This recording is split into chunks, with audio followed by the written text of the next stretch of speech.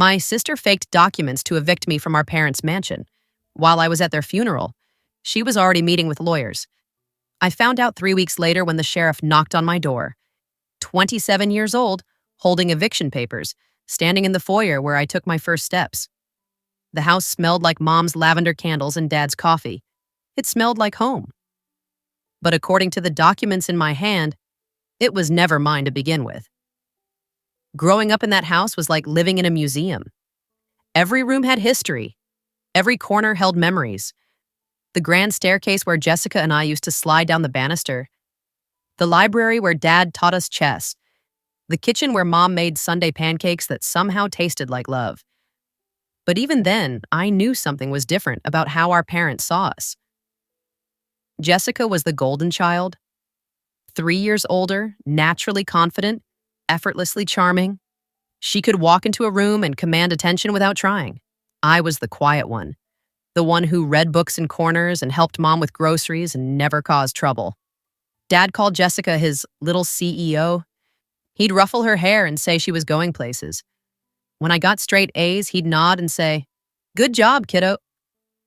When Jessica got C's, he'd laugh and say grades didn't matter for someone with her natural leadership skills. Mom was gentler with me, but even she lit up differently when Jessica was around. It wasn't malicious. It wasn't intentional. It was just obvious. Jessica got the car at 16. I got Mom's old Honda at 18. Jessica got spring break trips to Europe. I got summer jobs to pay for college. Jessica got her college tuition paid in full. I got student loans and a promise that it builds character. I told myself it didn't matter. I told myself I was independent. I told myself I didn't need their validation. But when Dad had his heart attack at 62, and Mom followed 6 months later from what the doctors called broken heart syndrome, I realized I'd been waiting my whole life for them to see me the way they saw her, and now they never would. The funeral was small. Family, friends, some distant relatives, Jessica's college roommates who flew in to support her through this difficult time. I stood at the graveside in Mom's old black dress, watching Jessica accept condolences like she was hosting a networking event. "She's handling this so well," everyone whispered. "So strong, so composed." I wasn't composed. I was drowning. But drowning quietly has always been my specialty. After the service, Jessica cornered me by the funeral home's parking lot.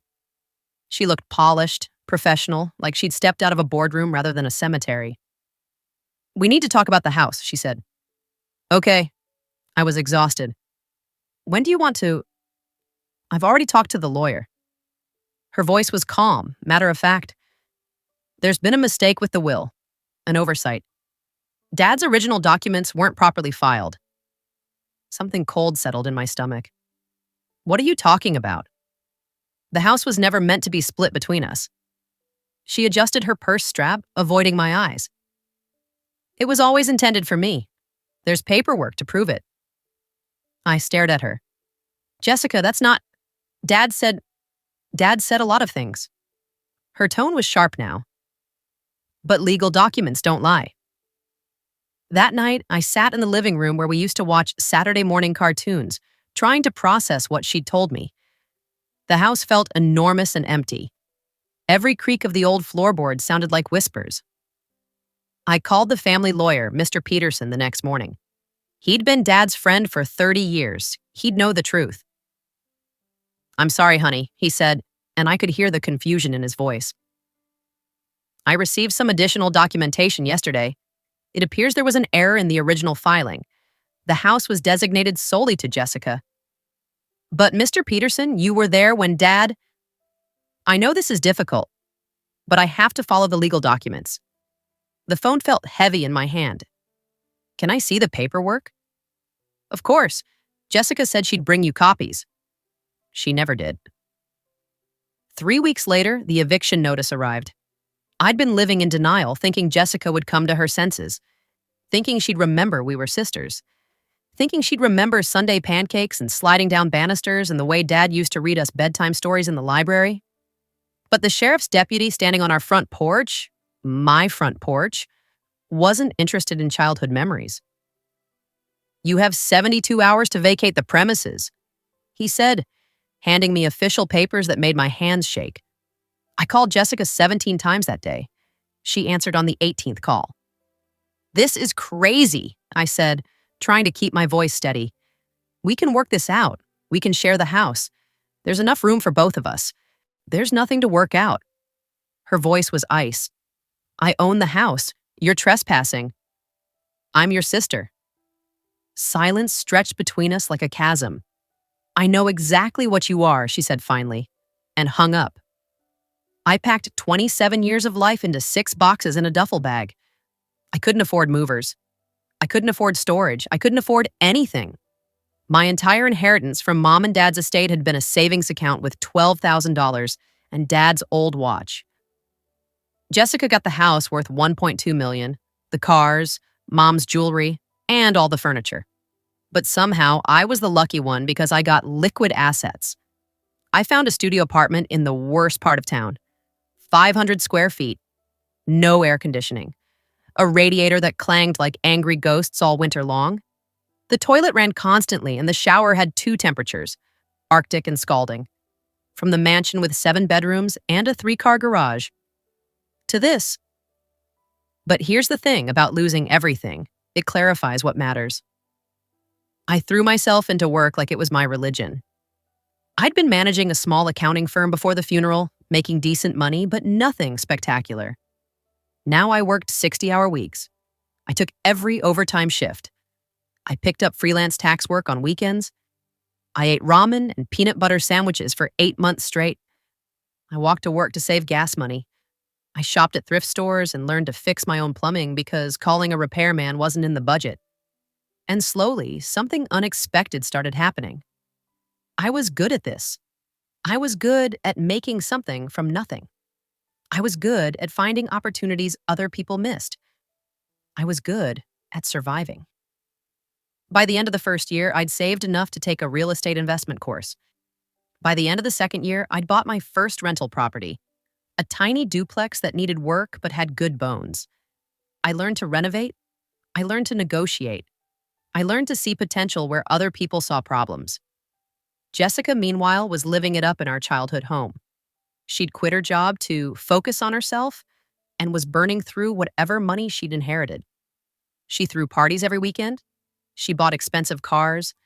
She took trips to wine country and posted photos on social media with captions like, "Living my best life," and "Blessed beyond measure." I unfollowed her after the 3rd vacation post, but mutual friends kept me updated whether I wanted to hear it or not. "Jessica's doing so well," they'd say. "She seems so happy in that beautiful house." I'd smile and nod and change the subject.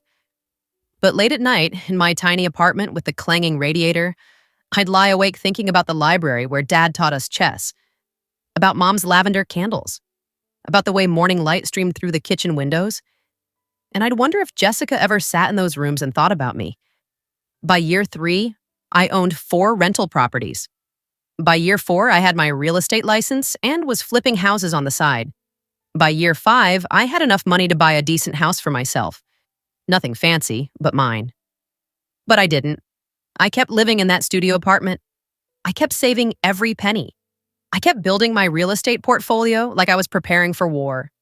Because somewhere deep down, I knew this wasn't over. The call came on a Tuesday morning in March. I was reviewing property listings when my phone buzzed with a number I didn't recognize. "Is this?" The voice was shaking, unfamiliar. "This is Jessica." I hadn't heard from her in 6 years. Not since that final phone call when she told me exactly what I was to her. "What do you want, Jessica?"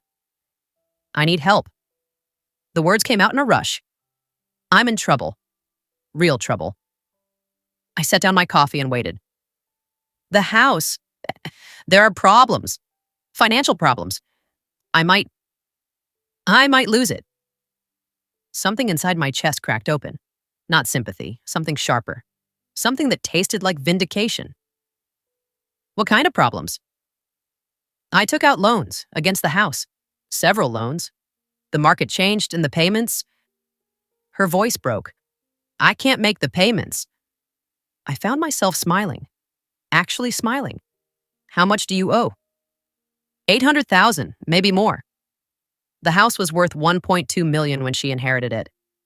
6 years later, it was probably worth $1.4 million. She'd borrowed against the equity and spent it all. I was wondering if you could. She paused and I could hear her swallow. If you could co-sign for a refinance, help me restructure the debt. Co-sign. I repeated the words slowly. You want me to put my credit on the line for the house you stole from me? I didn't steal anything. The old Jessica was back, sharp and defensive. I told you there were legal documents. What legal documents, Jessica? My voice was calm now, deadly calm. Because I hired my own lawyer 2 years ago, did you know that? I had him investigate the original will. Silence. There were no additional documents. There was no filing error. You forged Dad's signature on a codicil and bribed someone in the probate office to make it look legitimate. Her breathing was loud on the other end of the line. Did you really think I'd never find out? Did you think I was too stupid, too weak, too broken to dig deeper? You don't understand, she started. I understand perfectly. I was standing now, pacing my tiny apartment. You saw an opportunity and you took it. You saw me grieving and vulnerable and you decided to take the one thing that connected me to our parents. That house was wasted on you. The words exploded out of her. You would have just lived there alone, hoarding memories like some pathetic spinster. I made it alive again. I brought people there. I used it. You used it. I laughed and it sounded foreign to my own ears. You're right. You used it all up, didn't you? Every bit of equity, every bit of value. You used it until there was nothing left. Please. Her voice was small now.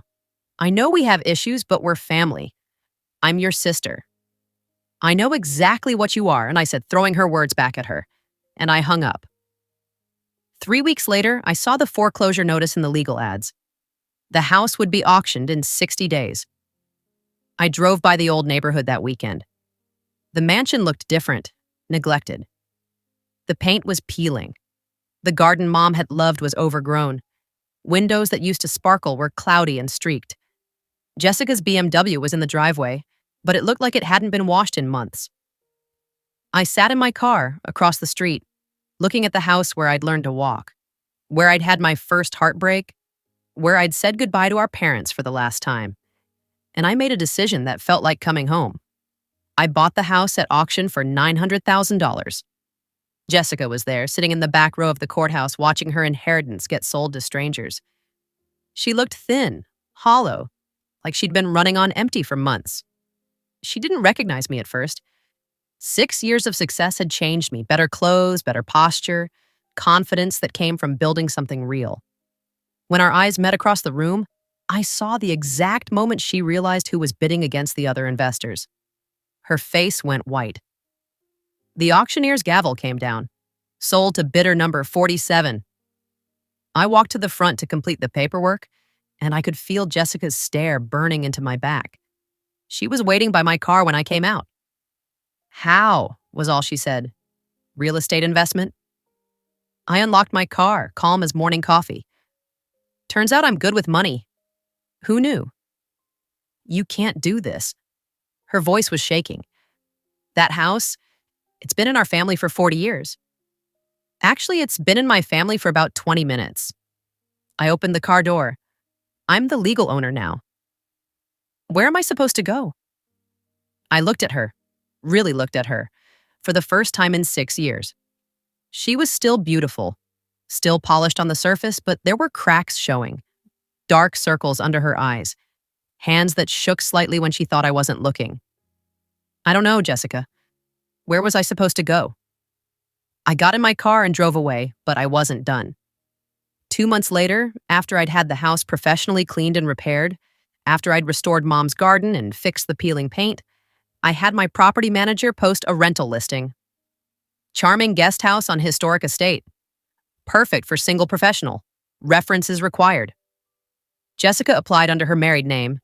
She'd gotten divorced sometime in the past year, another casualty of her financial collapse. I approved her application. The guest house was the converted carriage house behind the main mansion. It was actually beautiful. One bedroom, full kitchen, separate entrance. It rented for $1,800 a month, which was fair market value. Jessica moved in on a Saturday. I watched from the library window as she carried boxes from a moving truck that looked suspiciously like a rental van rather than professional movers. She didn't know I lived in the main house. The rental agreement listed a property management company as the landlord.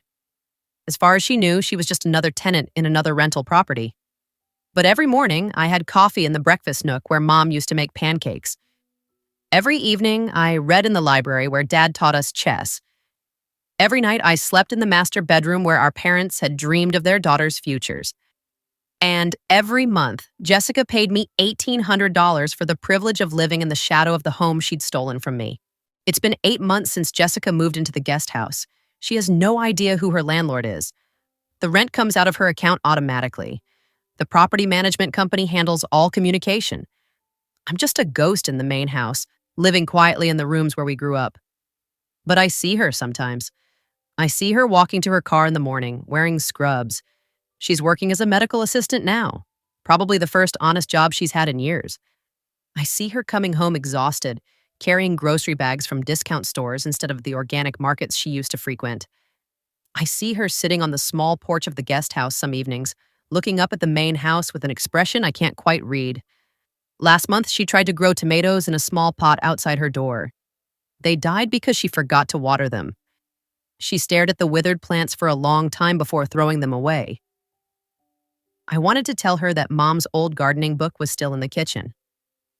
I wanted to tell her that tomatoes need consistent water and afternoon shade. I wanted to tell her a lot of things. But I didn't. Because this isn't about helping her. This isn't about family reconciliation or forgiveness or any of the things people think stories like this should be about. This is about the fact that she gambled everything on the assumption that I was too weak, too naive, too broken to fight back. She was wrong.